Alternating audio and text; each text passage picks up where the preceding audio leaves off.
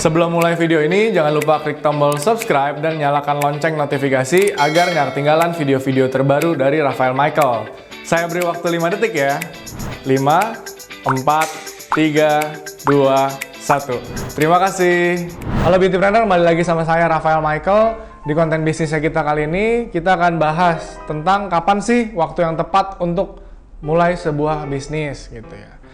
Jadi untuk kita mulai sebuah bisnis itu sebenarnya ada beberapa aspek yang perlu diperhatikan, dari mulai ide, produk, barang, jasa, modal, target pembeli, dan lain-lainnya gitu. Terus kita juga bisa lihat kapan sih waktu yang tepat untuk mulainya, apa harus nunggu modal dulu, atau harus punya karyawan dulu, atau apa yang harus dipunyain untuk kita bisa mulai bisnis yang tepat gitu, waktunya kapan sih sebenarnya.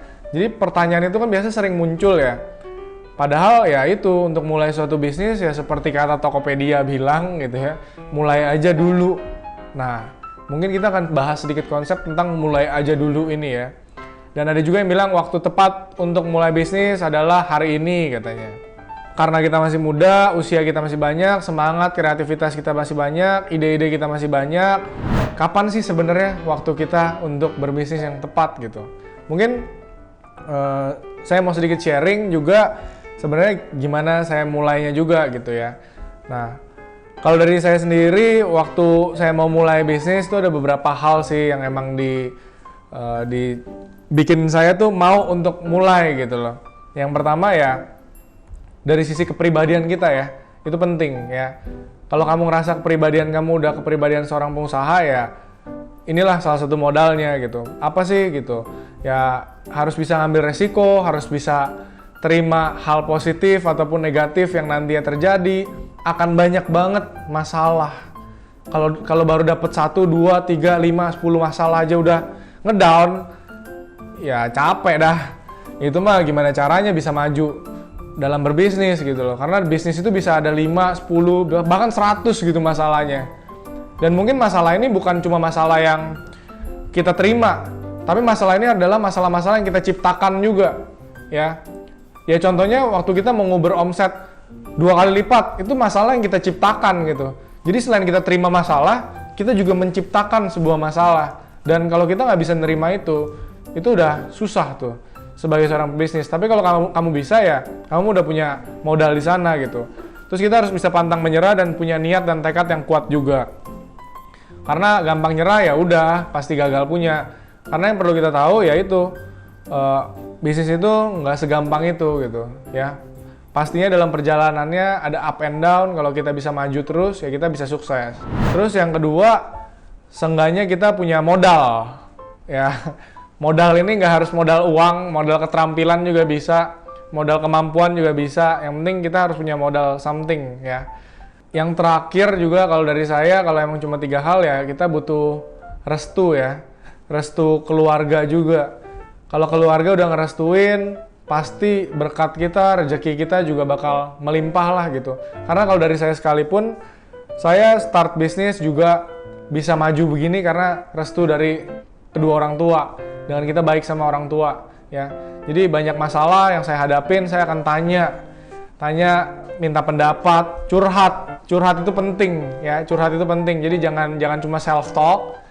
Terkadang kita butuh masukan juga dari orang lain, tapi curhat ke orang yang tepat. Jangan sampai curhat ke orang yang ntar disebarin kemana-mana, itu udah ngaco tuh ya. Jadi itu sih 3 hal.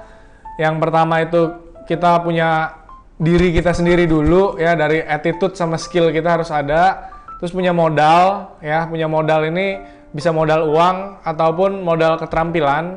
Yang ketiga kita dapat restu dari keluarga ya. Dan kapan waktu mulainya? Nah, dari segi waktu mulainya ini gak harus mulai sekarang. Kalau ngomong mulai sekarang gitu. Karena ya itu, ngelihat fakta banyak bisnis yang sukses dan banyak juga yang gagal. Jadi kalian harus ngelakuin risetnya terlebih dahulu ya. Sekali lagi, kendaraan buat sukses nggak harus dari bisnis doang, dari karir pun bisa. Jadi tergantung pilihan kalian yang mana. Tapi kalau emang mau bisnis ya harus riset dulu ya.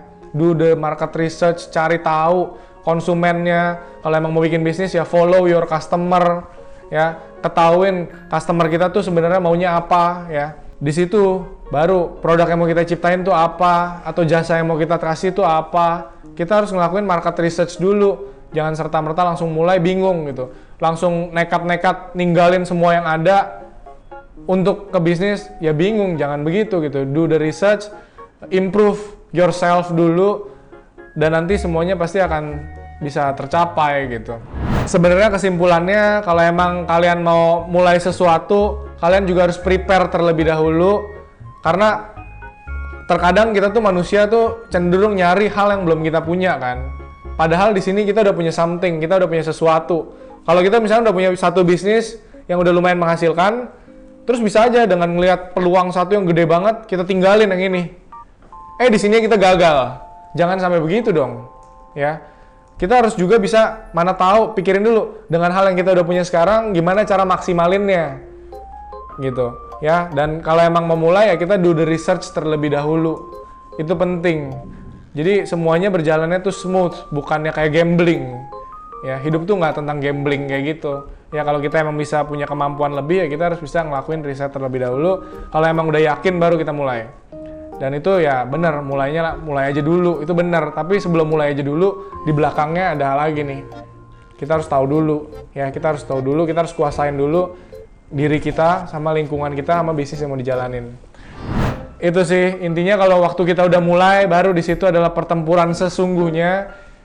Harus bisa terus improve diri sendiri, dengan improve diri sendiri, improve timnya juga, maka saya yakin kita bakal sukses gitu.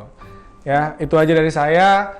Terima kasih udah dengerin, terima kasih udah nonton. Semoga bisa bermanfaat buat kalian. See you in the next video. Bye-bye. Untuk beautypreneur yang ingin memulai atau mengembangkan bisnis kecantikan, serta membutuhkan bimbingan dan pelatihan untuk menjalankan bisnis kamu, silakan konsultasikan ke RM Management melalui Instagram @rafaelmichaels untuk solusi bisnis kecantikan kamu. Together we grow. Dan untuk beautypreneur yang ingin membuat produk skincare dan kosmetik dengan brand kalian sendiri, atau untuk kalian yang udah punya brand dan ingin mengembangkan lagi SKU produknya, silahkan langsung konsultasikan ke tim MPM Beauty dengan cara klik link yang ada di deskripsi ya.